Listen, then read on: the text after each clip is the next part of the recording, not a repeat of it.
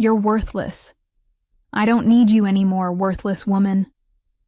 Derek's voice echoed through our living room in Fort Wayne, Indiana, as he threw my suitcase down the front steps.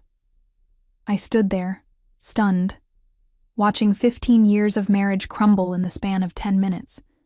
My face was still hot from the tears I'd been shedding since he'd started packing my belongings with the enthusiasm of someone finally getting rid of unwanted clutter.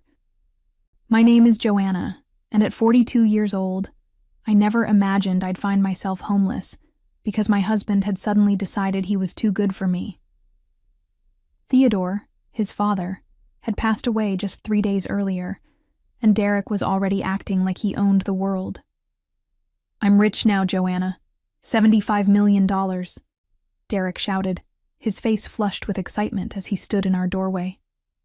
"I don't need some waitress dragging me down anymore. I'm gonna live like a king." The cruelty in his voice cut deeper than any physical blow could have. For 15 years, I had worked double shifts at Miller's Diner to keep us afloat, while Derek bounced between part-time jobs, claiming he was finding himself or waiting for the right opportunity. I had paid our mortgage, bought our groceries, and even covered his car payments when his employment was inconsistent, which was most of the time. "Derek, please," I whispered, my hands shaking as I picked up the suitcase. "We've been together for 15 years. Doesn't that mean anything to you?" He laughed, a harsh sound that made my stomach turn. "It means I wasted 15 years being held back by someone who wasn't good enough for me. Theodore always knew I'd amount to something great. That's why he left me everything." As I stood on the sidewalk, watching him close the door of what had been our home, I felt something inside me break. But it wasn't just heartbreak. There was something else brewing. A tiny voice in the back of my mind whispered that Derek might be celebrating a little too early. Theodore had always been kind to me, often more so than his own son, and I had spent countless hours caring for him in his final months, while Derek complained about the burden. The relationship with Theodore had been one of the few bright spots in my marriage. While Derek treated his father like an inconvenience, I had genuinely cared for the old man. After Theodore's first stroke 2 years ago, I was the one who drove him to physical therapy appointments when Derek was too busy playing video games. I cooked his favorite meals, helped him with his medication, and spent hours listening to his stories about building his construction empire from nothing. "You're a good woman, Joanna," Theodore had told me just a week before he passed. We were sitting on his back porch, watching the sunset while Derek was inside, probably on his phone. "You remind me of my wife, God rest her soul. She had the same kindness in her heart." I had smiled and patted his weathered hand. "You don't need to thank me, Theodore. Your family." The old man had looked at me with those sharp blue eyes that age hadn't dimmed. "Family isn't always about blood, dear. Sometimes it's about who shows up when it matters." At the time, I thought it was just the wisdom of an elderly man reflecting on life. I never imagined those words would prove prophetic. Derek's attitude toward his father's declining health had been embarrassing. He complained constantly about the smell of medications, the inconvenience of medical appointments, and the way Theodore's presence cramped his style. More than once, I caught Derek rolling his eyes when his father struggled with simple tasks or needed help getting around. "Why can't he just go to one of those homes?" Derek had grumbled to me after Theodore had a particularly difficult day following his second stroke. "I didn't sign up to be a caregiver." "He's your father," I had replied, shocked by his callousness. "And this is his house. We're living here because he invited us to stay after you lost your job at the warehouse." Derek had shrugged, already turning his attention back to his phone. "Whatever. Once he's gone, this place will be mine anyway. Then we can do whatever we want with it." The memory of that conversation now felt like a premonition. Theodore had witnessed his son's indifference, and had clearly drawn his own conclusions about Derek's character. I remembered the way the old man's face had fallen when Derek made those comments, though he never said anything directly. Now, as I sat in my car in the parking lot of a budget motel, staring at the $43 in my wallet, I wondered if Theodore had seen something in those final months that the rest of us had missed. The funeral had been a small affair. Theodore hadn't had many close friends left, and Derek's behavior during the service had been shameful. Instead of mourning his father, Derek kept checking his phone and whispering to his brother Calvin about what they thought the inheritance would be worth. "I heard Dad's construction company was valued at $60 million last year," Calvin had whispered during the eulogy, "plus the house, the land, and all those investments." Derek had grinned like a child on Christmas morning. "I'm thinking of buying a boat first. Maybe one of those big yachts I saw in Miami." I had been mortified by their behavior, but I was even more disturbed by something else I noticed. Vincent Rodriguez, Theodore's estate lawyer, kept glancing at Derek with an expression I couldn't quite read. It wasn't grief or sympathy. It was something closer to disapproval, mixed with what looked like anticipation. After the service, Vincent approached me with genuine warmth. "Joanna, I'm so sorry for your loss. Theodore spoke about you often. He was very fond of you." "Thank you, Mr. Rodriguez. He was a wonderful man. I'm going to miss him terribly." Vincent nodded, then glanced over at Derek, who was already discussing vacation plans with Calvin. "The will reading is scheduled for Thursday at 2 p.m. Please make sure you're there." Something in his tone made me pause. "Me?" Derek said the lawyer told him it was just for family members. Vincent's expression darkened slightly. "Theodore specifically requested that you attend. In fact, he insisted on it. That conversation had stuck with me for the 3 days since the funeral. Derek had been so confident about his inheritance that he'd already started making plans. He'd called a real estate agent about selling Theodore's house, contacted a luxury car dealer about trading in his old pickup truck, and even started looking at expensive condos in downtown Indianapolis. But there had been something in Vincent's manner that suggested Derek's confidence might be misplaced. The lawyer had looked at Derek the same way a teacher might look at a student who hadn't studied for an important test. As I sat in that motel room, eating a sandwich from the gas station next door, I found myself thinking about all the small moments I'd shared with Theodore. The way he'd smile when I brought him his morning coffee.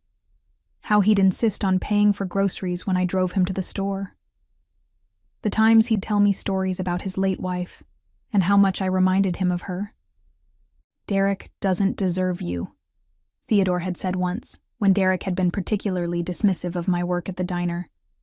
"A man should appreciate a woman who works as hard as you do." Now, facing an uncertain future with almost no money to my name, I clung to those words like a lifeline. Maybe Thursday would bring more heartbreak, but something deep inside me whispered that it might bring something else entirely.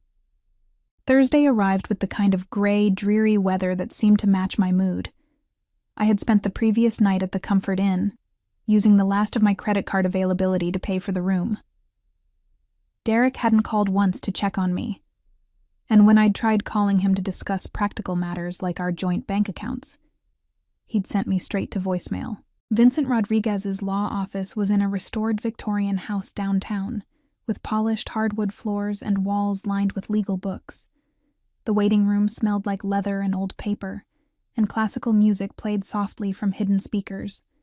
It was the kind of place that suggested both tradition and serious money. Derek arrived 10 minutes late, wearing a new suit that he must have bought with money from our joint account. He walked in with the swagger of someone who believed he was about to become incredibly wealthy. Calvin was with him, both of them barely containing their excitement. "Sorry I'm late," Derek announced to the room, not sounding sorry at all. "I was on the phone with a yacht broker in Florida. Gotta start planning how to spend all this money, right?" He glanced at me sitting in the corner and his expression shifted to mild annoyance. "What's she doing here? This is family business." Vincent Rodriguez emerged from his office before I could respond. He was a distinguished man in his 60s, with silver hair and the kind of steady presence that inspired confidence. "Derek, Calvin, Joanna, thank you all for coming. Please follow me into the conference room." The conference room was dominated by a large mahogany table surrounded by leather chairs. Vincent took his place at the head of the table, and opened a thick folder. Derek and Calvin sat on one side, while I took a chair across from them. The distance felt symbolic somehow. "Before we begin," Vincent said, adjusting his glasses, "I want to make sure everyone understands that this reading will proceed exactly as Theodore specified in his will. There will be no interruptions, no questions until I'm finished, and no disputes until the document has been read in its entirety." Derek leaned forward eagerly. "Whatever you say, Mr. Rodriguez. I'm ready to hear about my inheritance." Something in Vincent's expression shifted almost imperceptibly. "Derek, before we proceed, I have to ask, did you bother reading the copy of the will that was sent to you last week?" Derek waved his hand dismissively. "I skimmed it. All that legal language is confusing. I figured you'd explain everything today. Besides, I know Dad left everything to me. I'm his son." Vincent's eyebrows rose slightly. "I see. And you, Calvin?" Calvin shrugged. "Same here. Derek said it was all just formalities anyway." Vincent looked directly at me. "Joanna, did you receive a copy?" I shook my head. "Derek told me I didn't need to see it because it didn't concern me." For a moment, Vincent's professional composure cracked, and I saw something that looked like anger flash across his features. "That's unfortunate, because it concerns you very much indeed." The room fell silent. Derek's confident smile faltered slightly, while Calvin shifted uncomfortably in his chair. I felt my heart begin to race, though I couldn't say exactly why. Vincent opened the folder and withdrew a thick document with official seals and ribbons. "The last will and testament of Theodore James Harrison," he announced formally. "Dated March 15th of this year." March 15th. That was just 2 months ago, well after Theodore's second stroke. My mind began to race, trying to remember what had been happening in our lives at that time. That was around when Derek had made his comment about putting Theodore in a nursing home, and when I'd started spending even more time caring for the old man. "Let's begin," Vincent said, and something in his tone suggested that nothing would ever be the same after the next few minutes. Vincent cleared his throat and began reading from the official document. "I, Theodore James Harrison, being of sound mind and body, do hereby set forth my last will and testament. To my son, Derek Harrison, who has shown little appreciation for hard work or family loyalty, I leave the sum of $5,000 and my grandfather's fishing equipment, stored in the garage." The words hit the room like a physical blow. Derek's face went from confident anticipation to confusion to growing horror as the reality began to sink in. "Wait, what? That can't be right. $5,000? There has to be a mistake." Vincent held up his hand for silence and continued reading. "To my son, Calvin Harrison, who moved to California and visits perhaps twice a year, I leave $10,000 and my collection of vintage tools, with the hope that he might finally learn the value of building something with his own hands." Calvin's mouth fell open, but he seemed too stunned to speak. Derek, however, was beginning to panic. "This is impossible. I'm his son, his heir. Where's the rest of it? The $75 million? The company? The house?" Vincent's expression remained professionally neutral, but I could see satisfaction in his eyes. "If you had read the will as instructed, Derek, you would know that there is much more to be read. The bulk of the estate, Harrison Construction Company, valued at approximately $62 million, the family home and surrounding property, valued at $8 million, plus all liquid assets, investments, and personal property, totaling approximately $5 million, goes to someone else entirely." My heart was pounding so hard I could hear it in my ears. Derek looked like he was about to be sick, his face pale and his hands shaking. "To Joanna Marie Harrison," Vincent continued, and my world tilted on its axis. "Who has shown more love, loyalty, and dedication to me in 15 years than my own blood relatives have shown in a lifetime? I leave the entirety of my remaining estate." The silence in the room was deafening. I felt like I couldn't breathe, couldn't process what I was hearing. Derek made a strangled sound that was somewhere between a gasp and a sob. "Theodore wrote a personal letter to accompany this bequest," Vincent said, withdrawing another document from the folder.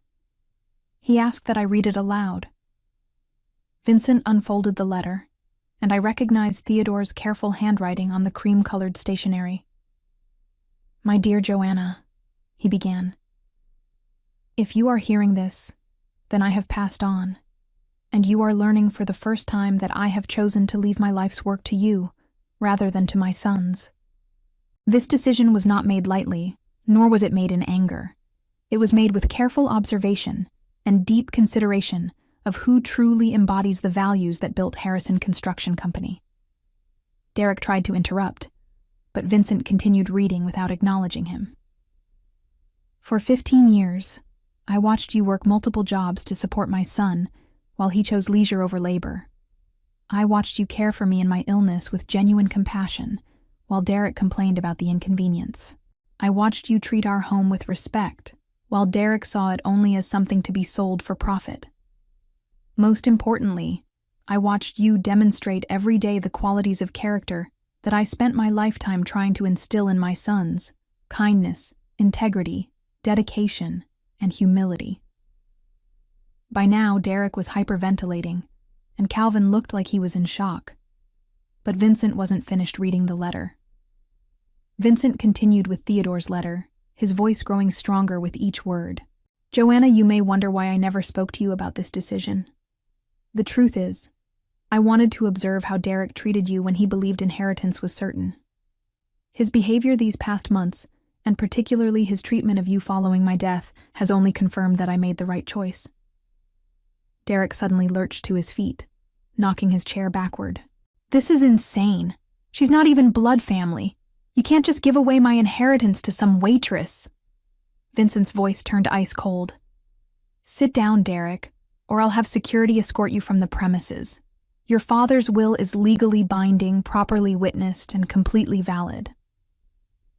Derek collapsed back into his chair, his face red and streaked with tears. "There has to be something I can do. I'll contest it. I'll prove he wasn't in his right mind." "I anticipated that response," Vincent replied calmly. Theodore underwent a complete psychological evaluation just weeks before signing this will. Dr. Elizabeth Morrison, the psychiatrist who conducted the evaluation, found him to be completely competent and clear-minded. Her report is part of the permanent record. He returned to the letter. "Joanna, I hope you will use this inheritance wisely. Harrison Construction Company employs 43 people, and they are good people who deserve security. The company is profitable and well managed by my foreman, Robert Patterson, who has been with us for 22 years. I trust you will keep him on and learn the business gradually." I found my voice for the first time since the reading began. "Mr. Rodriguez, I don't understand. How could Theodore have known that Derek would treat me the way he did?"